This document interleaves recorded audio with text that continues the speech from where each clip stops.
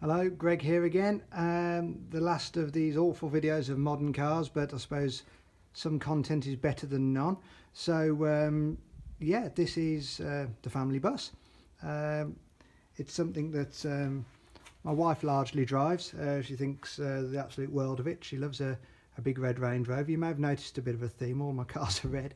But yeah, it's been a brilliant car. I mean, this, as much as anything else, this video is just to dispel a few myths, really. I mean, about Range Rovers. I mean, you'll always hear people saying bad things about these cars, but you don't necessarily get people saying the good things about it. This car has been absolutely as reliable as the day is long. It's 3.5, 4 years old now. Hasn't missed a beat. It's been absolutely brilliant as far as daily transport is concerned, up and down the motorways to different motorsport events that I go to. And yeah, it's as reliable as the day is long.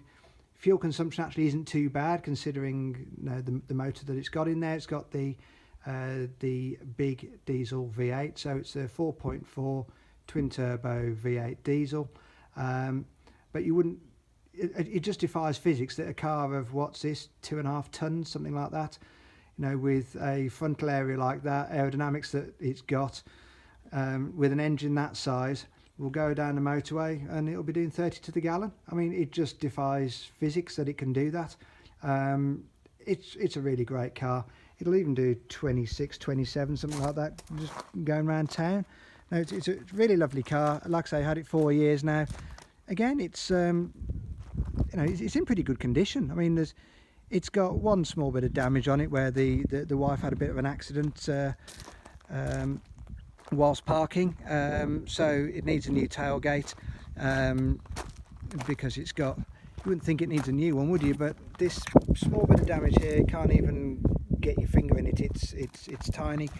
That small bit of damage means it needs a new tailgate, because the tailgates on these modern ones, to try and keep the weight down, they made most of the car out of composite, so for want of a better term, plastic, fiberglass style. And so where that has pushed in that rear corner there, it's cracked the inside, and it's all one unit. It's all fiberglass, and that's it. You can't be pulled out and repaired like aluminium or steel or something. So yeah, what turned into a little something and nothing, bit of a bump, got quite expensive. But there we go. Such is life. So yeah, lovely car. Like I say, it's 2016, late 2016 car. Bear in mind, like I say, this is the daily smoker and is used for all of our family bits and bobs, fetching and carrying, going to the tip, dropping the kids off at school, all of that sort of stuff. I think it's doing remarkably well. It's got very few dents and bangs in it. It's looking good. Internally, it's a nice place to be. There's nothing really much to say about this. We've gone for the burr walnut interior here, so all this sort of bits and bobs here and on the central display and everything. I think that's a nice option. It's got what you can get on it. It's a nice spec car. So it's essentially cream and sort of chocolatey brown on the top of the dash. But no, it's a lovely car. Like I say, it's been reliability personified. Great car. Like I say, you'll hear so many people whinging and moaning about these cars, but in our experience, it's been absolutely spot on.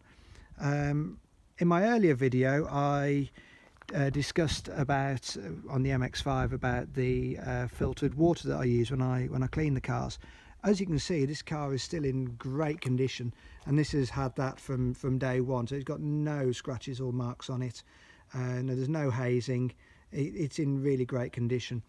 One of the things that it benefited from, and I don't know whether all of you guys will be aware of it or not, is it's been ceramic coated. Now this is it's a process that you can go through with these cars. So what you do is you get your car as clean as you can possibly get it.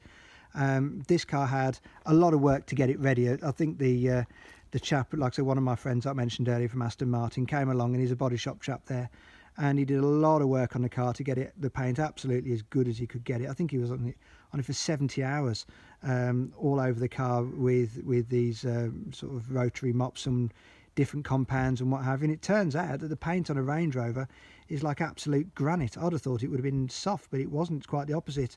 To give you an idea, the one time that he was here getting it ready, he'd done this front bumper, and it got from this joint here round the front to the number plate, and that had taken him 2.5 hours for that bit to get it, because the paint was that hard. He'd got his most abrasive mop head on it, and he got his most abrasive cutting powder, and it wasn't touching it. It had like 5 or 6 goes over it to get it down. So it's actually, the paint's like rock hard.